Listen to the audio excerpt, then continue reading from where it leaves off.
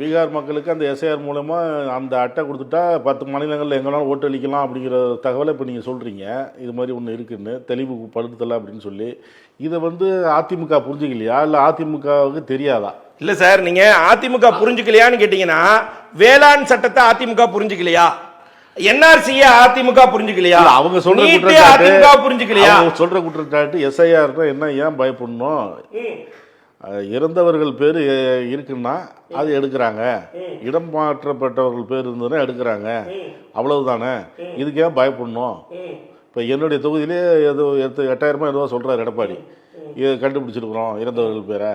இப்போ ஜெயக்குமார் அதான் சொல்றாரு, கடந்த ஆர்கே நகர் இதில் இத்தனை ஆயிரம் பேர் இருக்கிறாங்க எடுத்தோம் கோர்ட்டுக்கு போய் அப்படின்னு. இதான் காரணம். மற்றதெல்லாம் மிகைப்படுத்தப்பட்டு பேச போறது இல்ல. நீங்க ஒரு விஷயம் புரிஞ்சுக்கோங்க, இந்த எஸ்ஐஆரே தமிழகத்துல பாஜக அதிமுக கூட்டணியை வலும்பெறும் வகையில செய்யக்கூடிய திட்டம் தானே இது. இதற்கே எஸ்ஐஆருக்கு எதிர்ப்பு தெரிவிக்கணும் அதிமுக. அந்த கண்ணோட்டத்தில் ஏன் பாக்குறீங்க? அதிமுகவையும் பாஜகவையும் வெற்றி பெறும் வகையில தான் செய்யக்கூடிய திட்டமாகத்தான் இன்றைக்கு இந்த அறிக்கையும் இந்த விதிகளும் இருக்கிறது. அப்படிப்பட்ட நிலையை தெளிவாக இந்திய நாட்டு பிரதமர் தன்னுடைய வெறுப்பு பிரச்சார திமுகவை பீகாரிகள் முன்பாக எதிர்ப்பு மனநிலையில் வைத்து விட்டால் அதிமுக பாஜக கூட்டணியில இங்க அதிகப்படியான வாக்கு கிடைக்கும் என்று எலெக்ஷன் கமிஷனும் பாஜகவும் திட்டமிட்டதின் பேரில் தான் இந்திய நாட்டு பிரதமர் நேற்று பீகார்ல பேசுகிறார். இந்த காரணமாக தான் நாளைக்கு அனைத்து கட்சி கூட்டம் கூட்ட இருக்கிறோம்.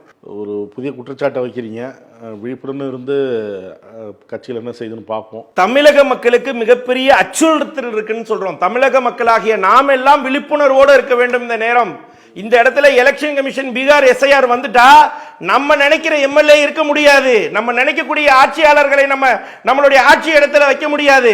அப்படிப்பட்ட ஒரு அச்சுறுத்தலான ஒரு சட்டத்தை கொண்டு வந்திருக்கிறது எலெக்ஷன் கமிஷன். 13வது ரூல்ல கொண்டு வந்திருக்காங்க பாருங்க. முதல்ல வைக்காம கடைசியில கொண்டு வந்து இந்த தில்லுமுள்ள காட்டி இருக்கிறாங்க உங்களுடைய வேலை. இதெல்லாம் மக்கள் நோட் பண்ண மாட்டாங்களா? 1ஆம் நம்பர்ல இருந்தா படிச்சிருவாங்கன்னு.